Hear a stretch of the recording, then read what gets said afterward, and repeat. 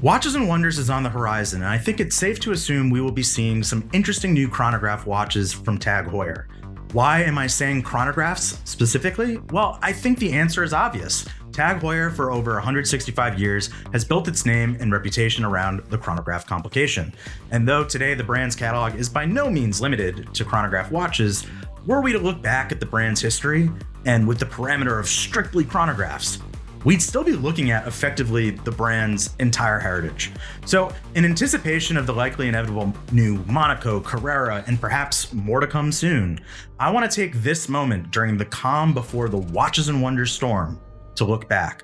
That's a lot of ground to cover. So I've enlisted the help of Nicholas Biebuyck, TAG Heuer's Heritage Director, to help me navigate through the brand's 165 plus years of chronograph watchmaking. So Nick, let's kick things off at the very beginning.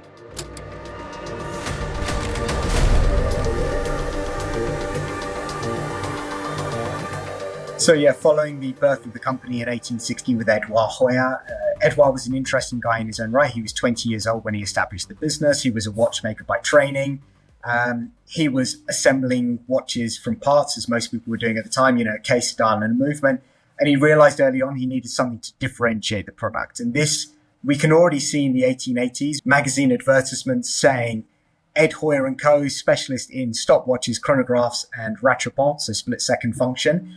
Not long after that, we see the acquisition of these patents like the oscillating pinion, the hermetically sealed pocket watch case, the keyless winding system.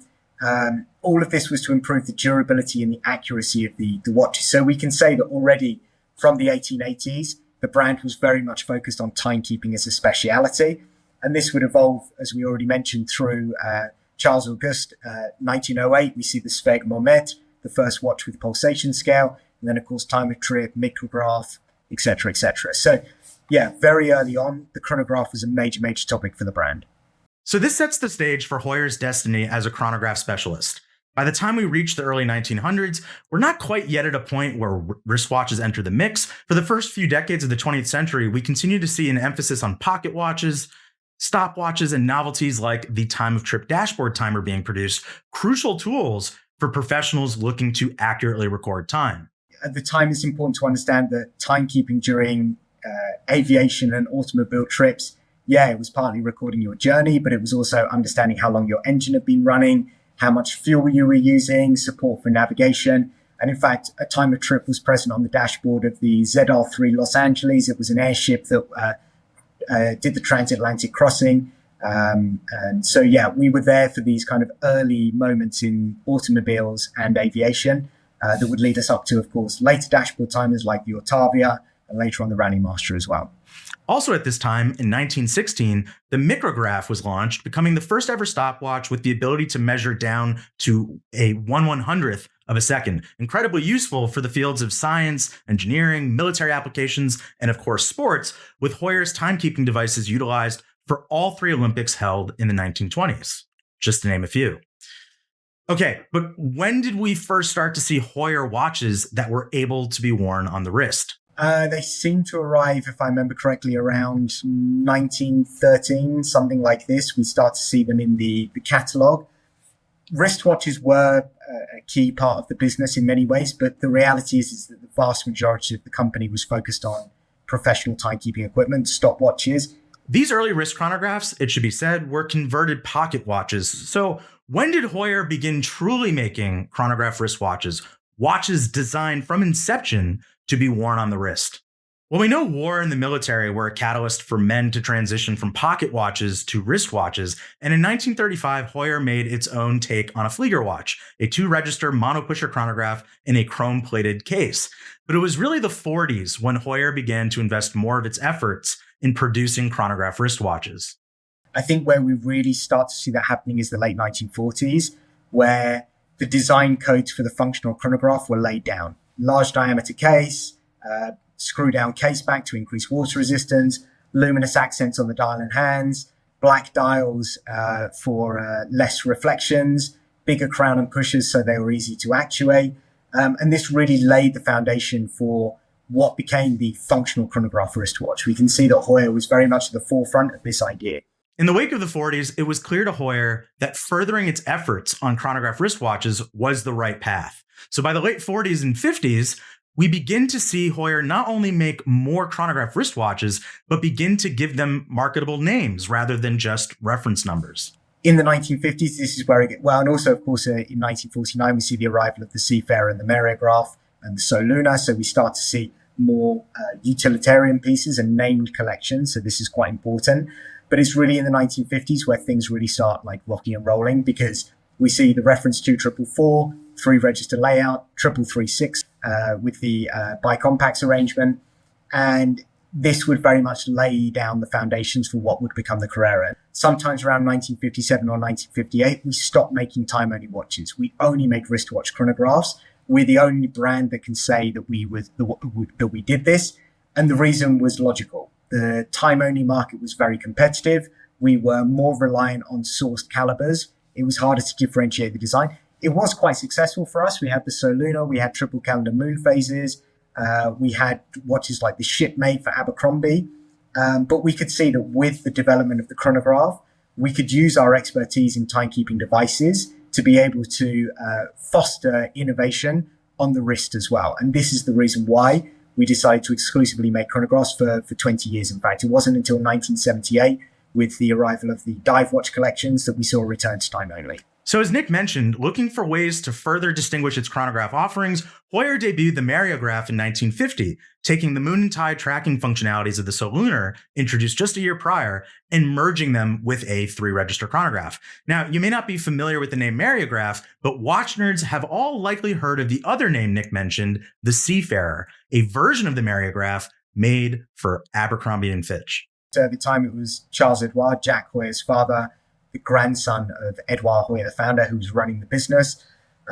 He was very close friends with Walter Haynes, the president of Abercrombie and Fitch. And yeah, there was an existing business relationship, but we can see that when the Hayneses came to Europe, they would stay with the Heuer family. When Jack took his first winter university job, he stayed with the Hayneses in New York. He worked at Abercrombie and Fitch on the watch counter. So it wasn't just you make some watches for us and we pay you. It was clearly a much more personal relationship. And Walter, he was a keen deep water fisherman, from what we can tell. He wanted to know when it was high tide. And of course, normally you would read the timetables and then check it on your watch. But he patented this innovation for a tide indicator wristwatch. He then wrote to Charles Édouard and said, hey, can you help me make this? What would the deal be? Like, how can we put this together?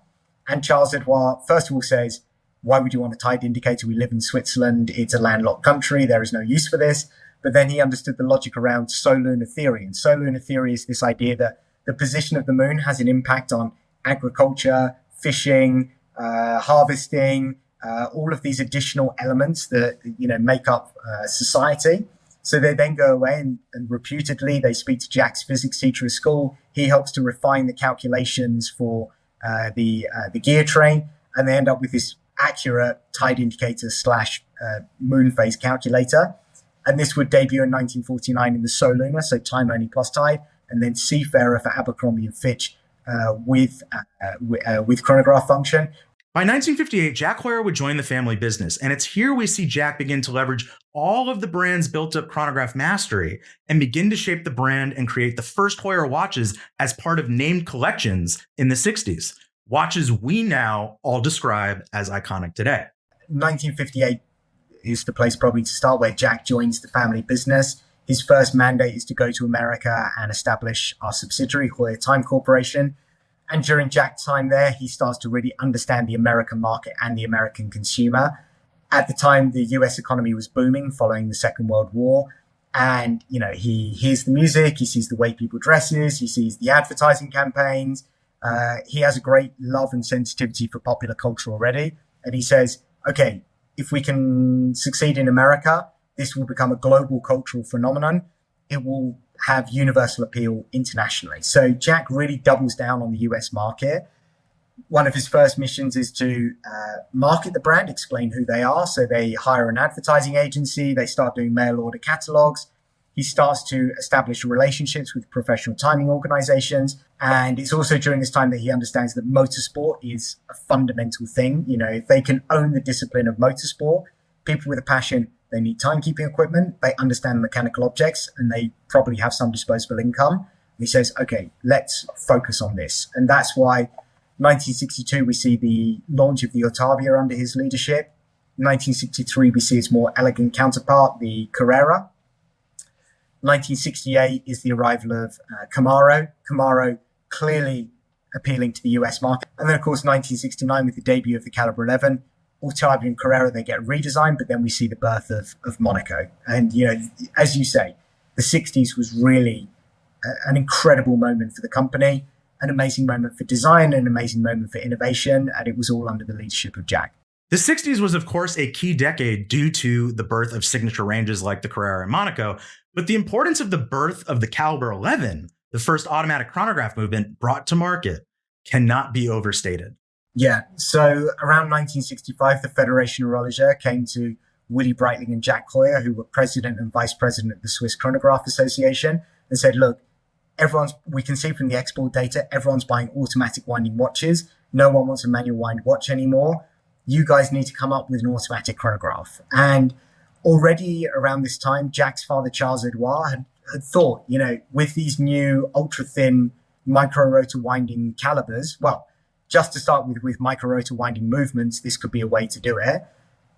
We were already working with Dupuis de Prat to develop the jump power complication on some of our stopwatches and the dashboard timers. He said, okay, maybe we can take a base movement from Buren, who made a micro-rotor winding movement. They were just about to debut an ultra-thin version in 1966, so perfect timing. We can acquire the base. We can then engage Dupuis de Prat to develop the module to fit on top, and this can form a modular construction automatic chronograph movement. And that's exactly what they did. It was the first to appear in the market commercially, but the news had leaked in the supply chain, and Zenit got the jump. So on January the 20th, 1969, they published a story in a Swiss newspaper saying, hey, we're going to launch an automatic chronograph movement. So yes, they were the first to announce, but we were the first to commercialize the movement. And of course, the other interesting thing is the crown is on the wrong side. And this came about because when they were packaging the module on top, the chronograph function on top of the base movement, they couldn't keep the pushers and the crown on the same side. So as a result, they turned it into this kind of beautiful marketing message of, oh, you know, it's more ergonomic and it reminds you don't need to wind the watch and it makes it easier to push the buttons. But the reality was it was a technical limitation for the development of the Calibre. Before we jump into the 70s, there are two notable moments worth mentioning. The first is the possibly overshadowed fact that Heuer produced the first Swiss watch to ever go to space. I bet you're all wondering what the story was there. Yeah, absolutely. We were the first Swiss watch in space in 1962 with John Glenn during the Mercury missions. This came about because of an existing relationship we had with NASA, from what we can tell, most likely through our strong reputation in the US via Abercrombie and Fitch and the America's Cup and being on Eisenhower's wrist and all these kind of things. The other fun part of the story that most people don't necessarily know about is that we were also there for Apollo 11. So at this moment where the lunar module is descending to the surface of the moon, they had to calculate the fuel reserves. And what are they calculating this on? It's a Heuer stopwatch. So, okay, a wristwatch might be the first watch on the moon, but it wouldn't have got back without this Heuer stopwatch and mission control. Whoa, Nick, some cheeky shots fired there. But the second thing I think is worth mentioning before we enter the 70s and the looming quartz crisis is that Heuer were already beginning to level up in the area of electronic timekeeping due to both its past as the pursuer of ultimate time recording technologies and the anticipation of its inevitable market permeation in the years ahead, and the wise desire to stay at the forefront in this field. Yeah, I mean, in fact, it had started before that. So when Jack went to university, he took a module specifically in electronic engineering because he could see that electronic timekeeping would be the threat to the watchmaking industry. So Jack was already focused on electronics as a kind of successor to mechanical timekeeping technologies. Throughout the 1960s, we were working on developments for this. And in 1966, we would launch the first timekeeping device accurate to 1/1000th of a second, the micro timer, which was an electrical solution. And then not long after that, we would develop a full range of electronic timekeepers, most notably the HL205 and HL305 desktop timekeepers. And the HL205 in particular would form the foundation for the now legendary Le Mans Centigraph. So it was a very important period of evolution in this space. dedicated by the internal innovation at TAG Heuer. And this would, in fact, lead to the establishment of a dedicated division called Heuer Mikrotechnik, HMT. So it was really, really a very serious part of the business. And once we had that expertise, we could then miniaturize it down. First to stopwatches with things like the HL 800, the Richard Sapper designed 200 and 300, 400 and 500 series of stopwatches. And then, of course, eventually into wristwatches with the chrono split. Okay, on to the 70s. The 70s are known for being a groovy decade in which watchmakers further played with color and shape, and Heuer was certainly one of them. But interestingly, the catalyst for experimentation on these two fronts actually had to do with the Calibre 11 and the quirk of its crown placement. Yeah, I think the easiest thing to understand is that the Calibre 11, we were committed to having a volume of them. We were trying a number of different designs and seeing what would stick. So as a result, we saw many, many, many different models featuring the Calibre 11 / Calibre 12 / 14 / 15 inside. So alongside Otavia, Carrera and Monaco that had launched, we would later on see Silverstone, Montreal, Jarama, Monza / Modena, Cortina. I mean, there's probably 9 or 10 different collections that were produced during this period with Calibre 11 series movements inside. Not only did it allow for this kind of crazy platform for case form, but we also saw this kind of crazy ideas around color, design language.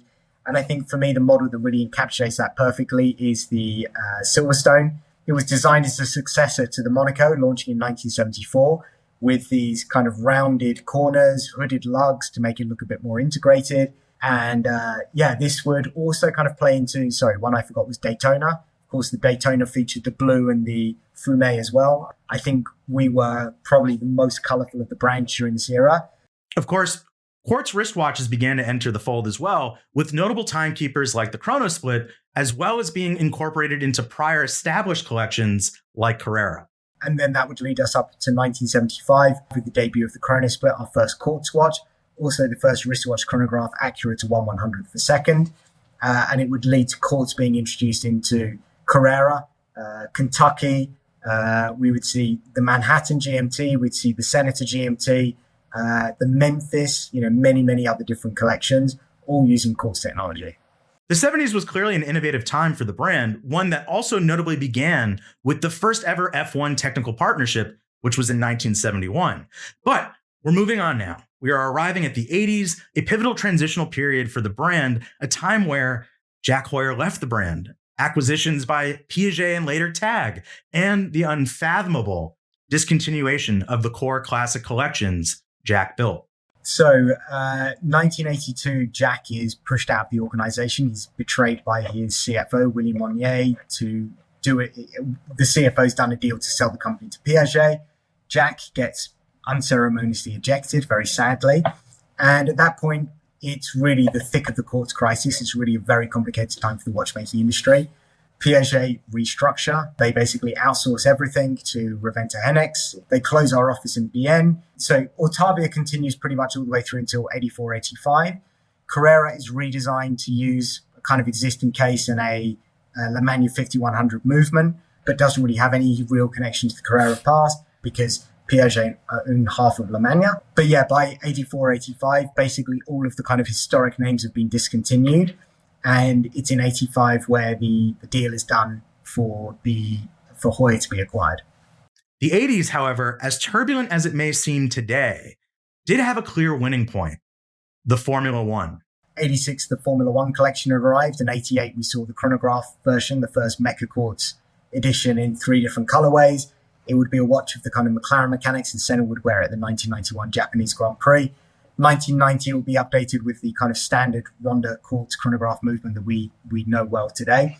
So we had an entry-level collection, we had a high-end collection. Probably around 1994, 1995, the leadership at the time would say, okay, we're big in Formula One. People seem to be talking about these icons of the past. Maybe we should go back and revisit some of them. Spoiler alert. Fortunately, TAG Heuer decided to revive the Jack Heuer era icons in the mid to late 90s, a key turning point I think we all very much appreciate. So 1995, they start development of the Carrera limited edition of 5,000 watches. The management are generally backing the horses of the new designs. They're seeing these heritage revival pieces as niche products that might appeal to some consumers, but not as kind of mass market, smash hit successes. So that's the reason they're developed as limited editions. What we know today, looking backwards, is they were smashes. They really blew them away with regards to the commercial performance. They massively outperformed any of the other things that were debuting around the same time. And they start to understand, okay, people love their historic watches. They love the storytelling around this. So yeah, Carrera is fascinating because it arrives in 96. It has this big launch moment at the Italian Grand Prix. Jack Heuer comes to give a presentation. It's kind of his return to the organization. And, they do exactly what I say we'll never do today, which is that they laser scan a watch. I mean, not laser scan it, but they copy the watch one for one. From an exterior perspective, the dial is almost identical. It just removes the Carrera name because they're worried about copyright infringement with Porsche. And they can't use a Valgio 72 anymore because they're not in production. So what do they use instead? They use a Lemania 1861, the exact same movement that's powering the Speedmaster Professional at the time. And it launches, and it's a great success. We have a lot of watches being presented to various people in and around motorsport this time. And leading up to the launch, they can see it's going to be successful. So they start working on a design for Monaco. And Monaco, rather than copying the original directly, they decide to take inspiration from the design, but make something that is effectively completely new. For me, the 97 redesign has almost nothing to do with the 1969 design. That's the reason why this year we wanted to get back onto that path again. And it was, a big moment, and would form the foundations for what would become the Classics collection as it's known today. The return of the Classic collection was, by Nick's estimation, one of the catalysts that got LVMH interested in acquiring the brand. TAG's acquisition of Heuer brought forth an era of watchmaking less driven by watchmakers and more driven by those with backgrounds in marketing and advertising. This is why we see TAG Heuer expressing a clear interest in the notion of luxury lifestyle with its novelties of the era, such as the 1985-born SEL digital quartz chronograph, famously worn by Ayrton Senna, and also explains why later, under the leadership of Jean-Christophe Babin, the Formula One watch, once deemed impossible to discontinue due to its sales, was phased out in the early 2000s once the brand was under LVMH. Because how could a luxury brand reconcile having a lower cost collection of what's ultimately just plastic quartz watches? So the direction was reset with a return to an emphasis on timekeeping innovation, a pursuit of high frequency movements, and in turn, higher price tags.